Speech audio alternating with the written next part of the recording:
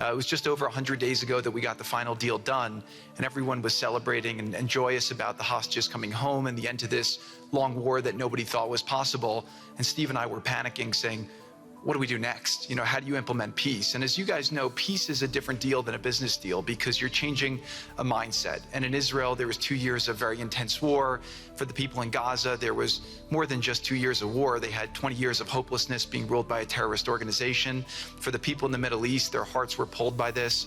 And throughout the entire world, it really was weighing on us. And so we needed to think about, what do we do next? How do we change the habits? How do we change the behaviors? And we really got to work right away. And the team that Steve thanked, including the White House team and the team of volunteers, it's really been an incredible effort, very entrepreneurial. And we really did it in the way. I've been working now with President Trump for 10 years on politics. And what continues to amaze me is that he always takes a first principles approach and says, what's the most optimal outcome? Aim for that. Whereas politicians are always focused on the downside or what could go wrong or how to make it a little bit better. He always says, aim for the best possible and, you know, do your best to get there. And if everyone thinks it's impossible, that's even more reason why you should aim for it. And so really thank you for the leadership and the inspiration for doing this. And I think you'll see today we've achieved more than thought was possible. And our ambition is still to go for something, I think, better than most people think is possible as well. So let's see if these things work. They never usually work. Good. So quickly, I'll go through this 2-year war, 90,000 tons of munitions. There's over 60 million tons of rubble there, and tens of thousands of fatalities. Through the ceasefire, we were able to get to the 20-point plan, ceasefire, release of hostages. Getting the UN resolution passed was a huge, huge effort. Really thanks to Mike Waltz and the whole team there. They did an incredible job. And we've then, with the help of the UN, we've worked very, very well with them. This is why you need a new organization like the Board of Peace to work with the UN. I want to thank Tom Fletcher. Did an incredible job of really getting it going. We've done historic humanitarian aid. Going forward, number one thing is going to be security. Obviously, we've been working very closely with the Israelis to figure out a way through de-escalation. And the next phase is working with Hamas on demilitarization, which I'll talk about in a second.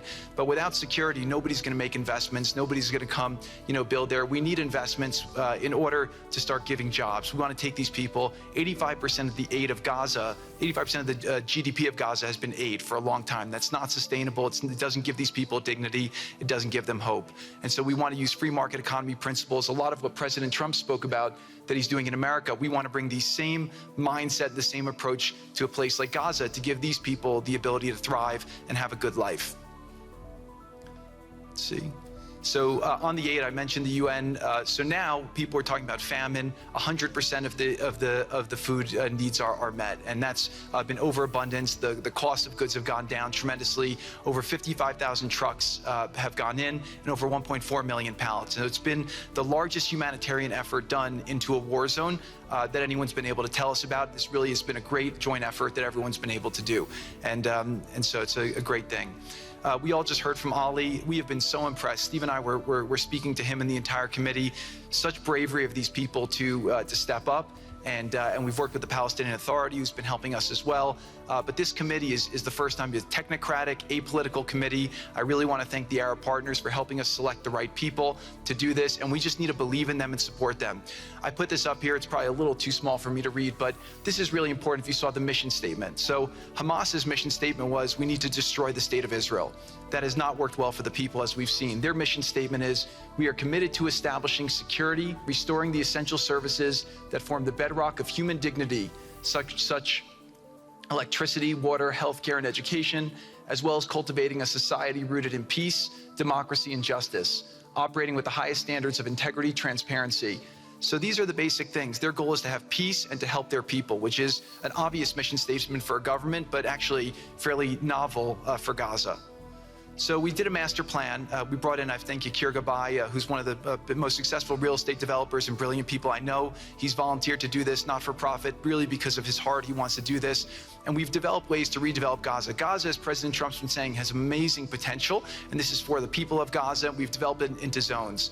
In the beginning, we were toying with the idea of saying, let's build a free zone, and then we have a Hamas zone. And then we said, you know what, let's just plan for catastrophic success. Hamas signed a deal to demilitarize. That is what we are going to enforce.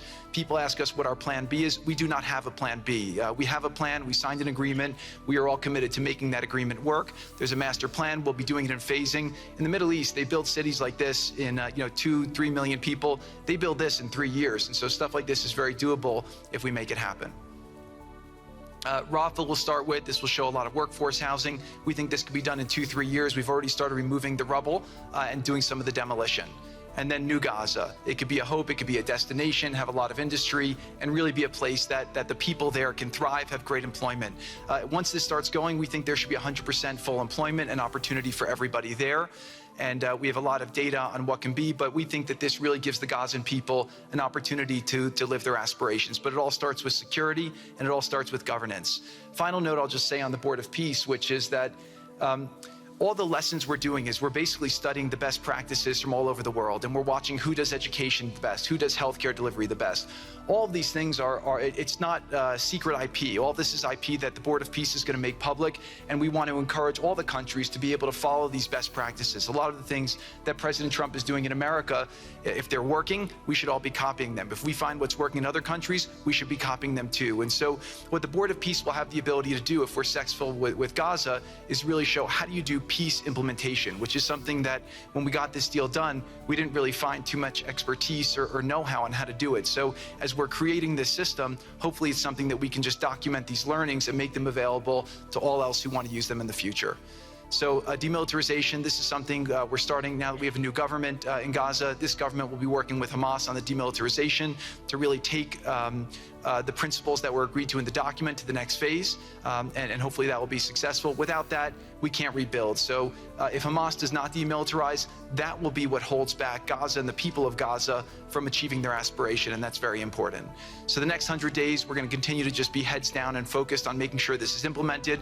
We continue to be focused on humanitarian aid, humanitarian shelter, but then creating the conditions to move forward.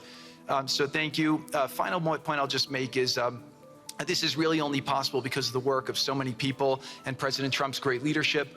But a lot of you have been asking, how can we help? So the countries have all been incredibly generous. We'll be doing the first conference where we'll announce a lot of the contributions that will be made in a couple weeks in Washington. From the private sector, there'll be amazing investment opportunities. I know it's a little risky to be investing in a place like this, but we need you to come, take faith, invest in the people, try to be a part of it. And then finally, I'll just talk to people on the media and on the social media, which is, this deal only happened because we worked with Israel, we worked with Turkey, we worked with Qatar, we worked with Saudi, we worked with Egypt. I mean, everyone worked together. We worked with UAE. We all worked together to make this happen. I see a lot of people trying to escalate, criticizing Israel or Israelis criticizing Turkey or Qatar.